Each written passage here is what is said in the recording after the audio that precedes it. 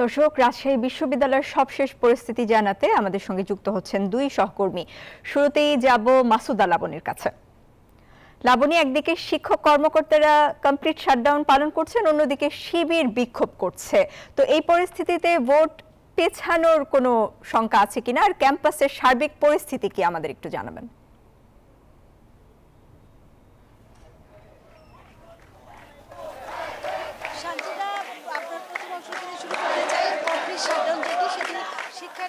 শিক্ষক কর্মকর্তা কর্মচারী তাদের একটি অংশ এটি প্রত্যাহার করেছে, তবে বড় অংশ কিন্তু এখনো কমপ্লিট শাটডাউনের মধ্যে আছে।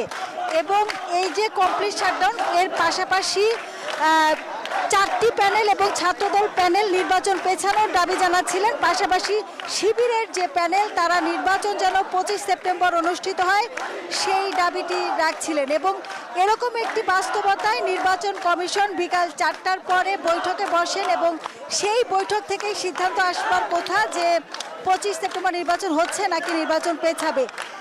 সেই বৈঠকটি 4টায় শুরু হওয়ার কথা, যদিও কিছুক্ষণ পরে শুরু হয় এবং 6:30 পর্যন্ত নির্বাচন কমিশন কোনো সিদ্ধান্তে পৌঁছাতে না পারার কারণে ঠিক 6:30টার পরে হঠাৎ করে এই নির্বাচন কমিশন কার্যালয়ের সামনে হঠাৎ করে শিবির সমর্থিত প্যানেল থেকে বিক্ষোভ করা হয়, মিছিল করা হয় এবং তারা 25 সেপ্টেম্বরে যেন নির্বাচন হয় সেই দাবিটি জানান।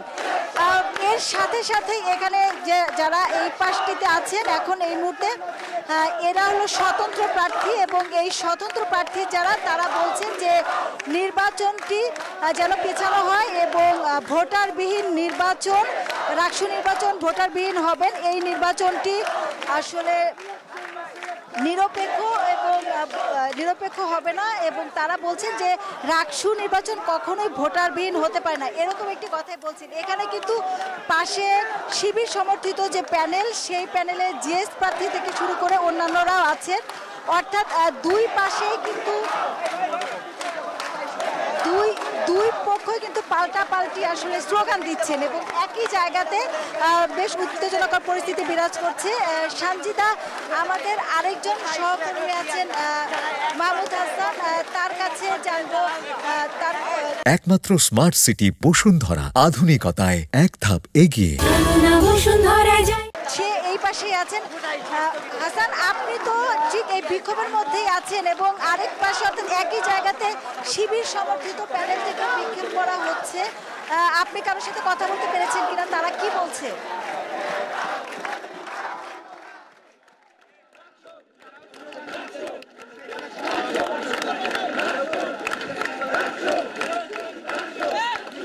লাবণী, এখন এইখানে যে উত্তাল অবস্থা বিরাজ করছে সেটা কিন্তু এই নির্বাচন কমিশন ভবন থেকে আসলে কি সিদ্ধান্ত আসছে সেটার ওপর নির্ভর করছে এই উত্তাল অবস্থা।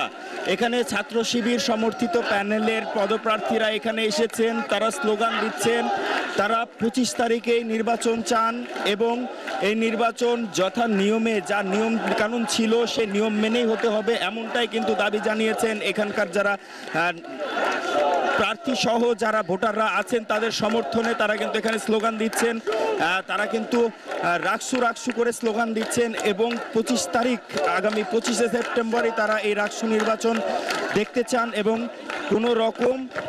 কোনো রকম মানে মতবিভেদ থাকলেও এখানে যেন কোনোভাবেই নির্বাচন না পেছানো হয় সে বিষয়ে তারা কিন্তু বারবার জানিয়েছেন যে কোনোভাবেই এই দিন বা তারিখ পরিবর্তন করা সম্ভব নয়। তবে একটি বিষয় আপনাদেরকে জানাই যে গত পরশুদিন থেকে যে পোষ্য কোটা ইস্যুতে যে আন্দোলন চলছিল, সেই আন্দোলনের প্রেক্ষিতে পুরো রাজশাহী বিশ্ববিদ্যালয় শাটডাউন ঘোষণা করে প্রশাসন এবং এখানে ক্লাস পরীক্ষা সব বর্জন করা হয় এবং সব রকম প্রশাসনিক কার্যক্রম কিন্তু এখানে বন্ধ।